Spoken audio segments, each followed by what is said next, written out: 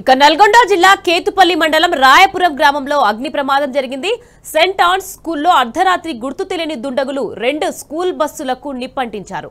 దీంతో 2 స్కూల్ బస్సులు పూర్తిగా దగ్ధమయ్యాయి. ఘటనపై కేసు నమోదు చేసుకున్న పోలీసులు దర్యాప్తు చేస్తున్నారు.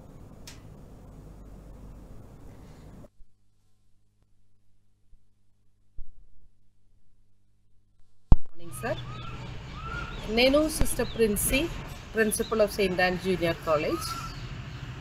నైట్ ఏం జరిగిందంటే 10:15-20 అలాగా ఒక పెద్ద సౌండ్ విన్నాం.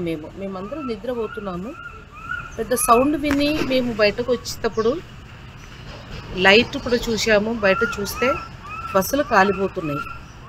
మేమందరం ఏడ్చి అందరిని పిలిపించి ఎస్ఐ గారిని పిలిపించాము, డ్రైవర్స్ని పిలిపించాము.